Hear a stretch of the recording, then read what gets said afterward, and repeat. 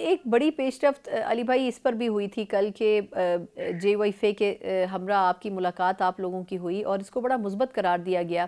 مطلب پہلے بھی یہ توقعات تھیں لیکن پھر بیچ میں 26ویں ترمیم کی وجہ سے ایک گیپ آ گیا تھا.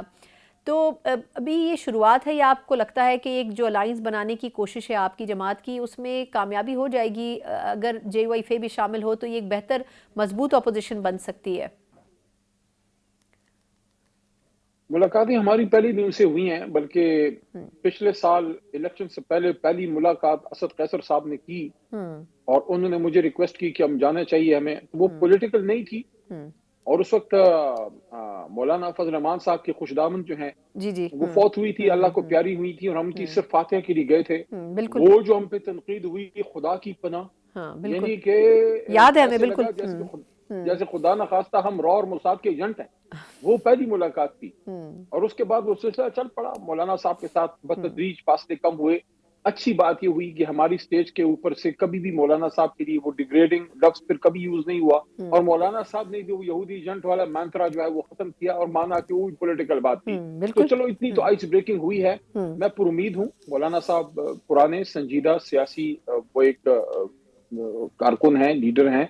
مجھے یقین ہے کہ یہ جو ہمارے ان کے بیچ میں ایک نقطہ کامن ہے اور وہ یہ ہے کہ دانلی پہ ان کا بھی موقف ہے اور ہمارا بھی. اور ایک اور چیز جس پہ لوگ بڑی کم بات کرتے ہیں، میں اگر کبھی عمران خان صاحب سے مستقبل قریب میں بات ہوتی ہے، کیونکہ مجھے کبھی مہینے سے زیادہ ہو گیا ملاقات کا موقع نہیں دیا جا رہا جیل انتظامیہ کی طرف سے، تو یہ نقطہ بھی خان صاحب کے سامنے میں ضرور رکھوں گا کہ جو مدینہ ریاست کی کانسیپٹ پہ آپ بات کرتے ہیں، حرمت رسول صلی اللہ علیہ وسلم کی آپ نے یونائیٹڈ نیشنز میں جا کے بڑا سٹینڈ لیا تھا اور آپ نے 15 مارچ کو انٹرنیشنل اینٹی اسلاموفوبیا ڈے منظور کروایا.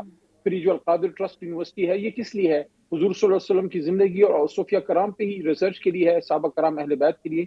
تو دوسری طرف مولانا صاحب ایک بہت بڑے مذہبی طبقہ فکر کو وہ ریپرزینٹ کرتے ہیں، علماء دیوبند کو ریپرزینٹ کرتے ہیں.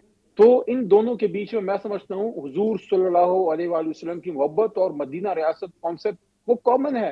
ہمارے بیچ میں بہت سی چیزیں ایسی ہیں جو کامن ہیں اور ہم مل کے کام کر سکتے ہیں. درست. اچھا آخر میں علی بھائی میں چاہوں گی کہ یہ جو حکومت کی طرف سے چلیں سیاسی مسائل تو پیدا ہو رہے ہیں، لیکن یہ جو اب قانون سازی ہو رہی ہے، پیکا آرڈیننس اور پھر اس سے پہلے ڈیجیٹل نیشن بل، یہ دو اہم ترین بل تھے اور یہ دونوں آج صدر پاکستان کی طرف سے دستخط کر کے اب نافذ ہو چکے ہیں.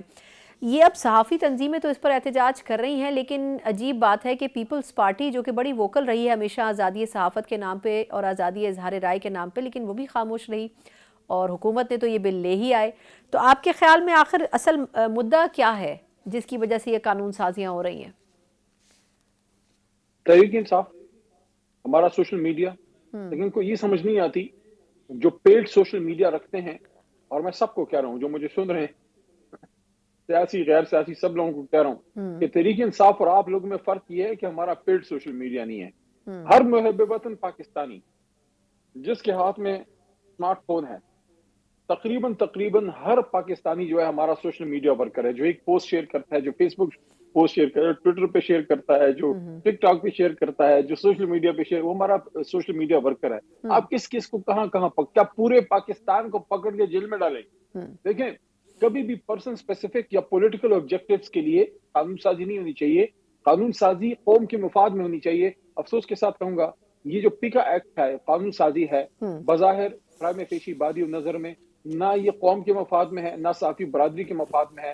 یہ صرف anti Imran, anti P T I S M T legislation ہے کہ کسی طریقے سے اس سمندر کو روکا جائے. یقین کیجئے زبان خلق کو نقارہ خدا سمجھیے، آپ زبان خلق کو اپنی ان قانون سازیوں سے بند نہیں کر سکتے. آپ کو جو علامہ اپنا مرزا غالب کا شعر تھا نا کہ دھول چہرے پہ تھی اور آئینہ ملتا رہا، آپ جو ہے آئینہ نہ ملیے، اپنے چہرے کی دھول صاف کیجئے، اپنا قبلہ درست کیجئے. ہمارا قبلہ اور عوام کا قبلہ درست ہے. بہت بہت شکریہ علی محمد خان صاحب.